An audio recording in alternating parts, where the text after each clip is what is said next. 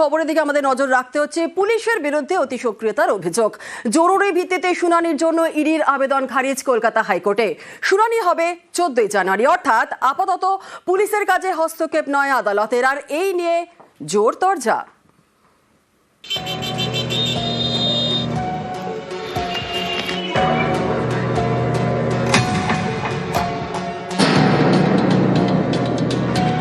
বৃহস্পতিবার কলকাতায় ইডির হানা। তৃণমূলের পরামর্শদাতা সংস্থা আইপ্যাকের অফিসে তল্লাশি চালায়।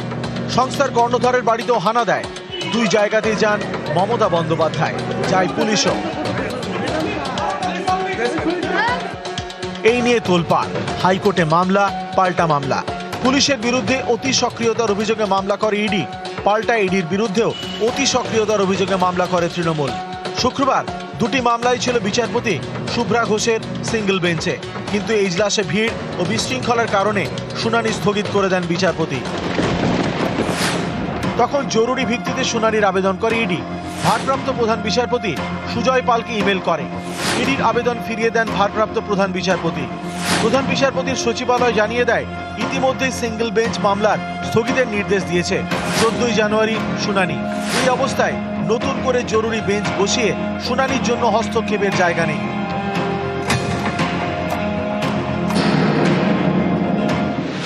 এদিন বিচারপতি শুভ্রা ঘোষের এজলাসে ইডি একগুচ্ছ আবেদন করে। তার মধ্যে অন্যতম, ইডি অফিসারদের রক্ষা কবচ দেওয়া হোক। কিন্তু এই নিয়ে শুনানি হবে 14 জানুয়ারি, অর্থাৎ আপাতত পুলিশের কাজে হস্তক্ষেপ নয় আদালতের। অনেকের মতে এটাও কেন্দ্রীয় এজেন্সি ইডির কাছে ধাক্কা।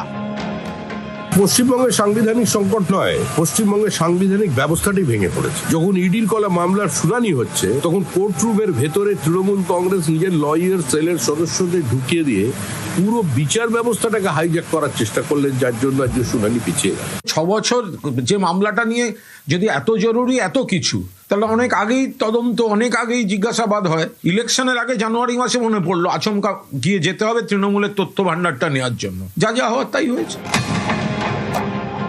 নিউজ 18 বাংলা।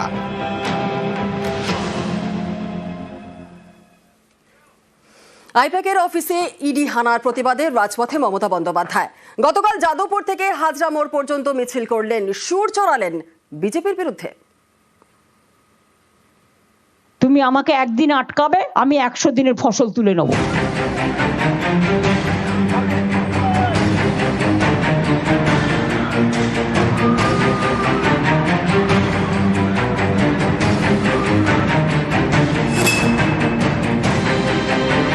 কয়লার টাকা কে খায়? অমিত শাহ খায়, হোম মিনিস্টার। গদ্দারের থ্রুতে টাকা যায়। গদ্দার অ্যাডপ্টেড সন হয়ে গেছে। সাথে আছে এক জগন্নাথ। জগন্নাথের থ্রুতে টাকা যায় শুভেন্দু অধিকারীর কাছে, আর শুভেন্দু অধিকারীর থ্রুতে টাকা যায় অমিত শাহর কাছে। শুনুন, আপনাদের ভাগ্য ভালো এখনো যে আমি চেয়ারে আছি বলে না ওই পেন ড্রাইভ গুলো বাইরে বের করে দিই না। আমি কিন্তু ভান্ডা ফাঁস করে দেবো।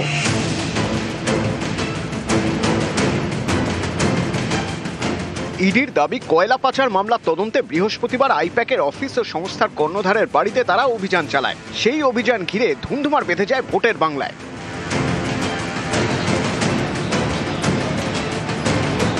শুক্রবার এই নিয়ে বিজেপির বিরুদ্ধে মমতা বন্দ্যোপাধ্যায়ের সুর সপ্তমে।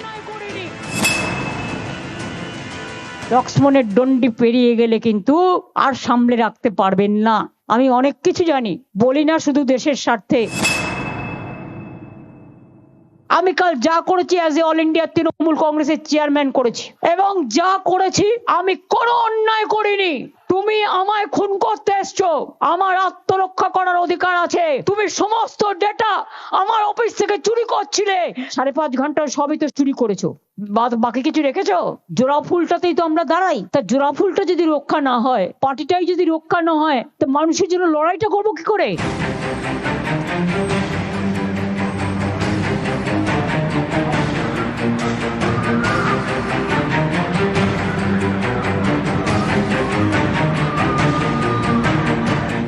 তৃণমূলের পরামর্শদাতা সংস্থা আইপ্যাকের কর্ণধার প্রতীক জৈনের বাড়ি এবং অফিসে হানা দিয়েছে ইডি, যার প্রতিবাদে এদিন পথে নামেন মমতা বন্দ্যোপাধ্যায়।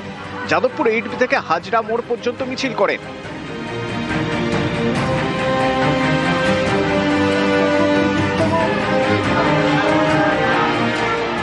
মিছিল শেষে সভা, হাজরার মঞ্চ থেকে চড়া সুর। 14তে যখন পিএম হয়েছিল আইপ্যাক কাজ করেছিল নরেন্দ্র মোদীর হয়ে, চন্দ্রবাবু নাইডুর হয়ে কাজ করেছিল, নীতিশ কুমারের হয়ে কাজ করেছিল, জগন রেড্ডির হয়ে কাজ করেছিল, তখন প্রশান্ত কিশোর ছিল। এখন মালিকানা বদল হয়েছে, তাই প্রতীকরা এখন দেখে, কিন্তু ওদের আমরা দায়িত্ব দিয়েছি আমাদের আইটি সেল দেখার। 26-এ আমাদের পতন হবে না, তোমাদের পতন হবে, তোমাদের অধঃপতন শুরু হয়ে গেছে। দিল্লিতে বিজেপি সরকার থাকবে না, থাকবে না, থাকবে না। আগামী দিন হবে খেলা, ফাটাফাটি খেলা, পাড়ায় পাড়ায় মৃত্যু ঘন্টা বাজিয়ে দিন বিজেপির।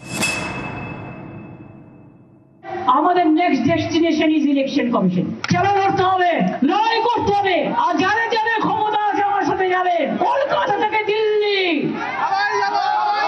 লড়াই হবে, খেলা হবে, আর বাংলা দখল করে দেশ দখল করতে হবে। বিজেপিকে রাখা যাবে না, দেশকে করছে শেষ, এরা হোক নিঃশেষ।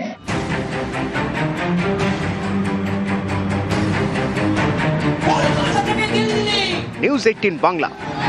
লড়াই হবে।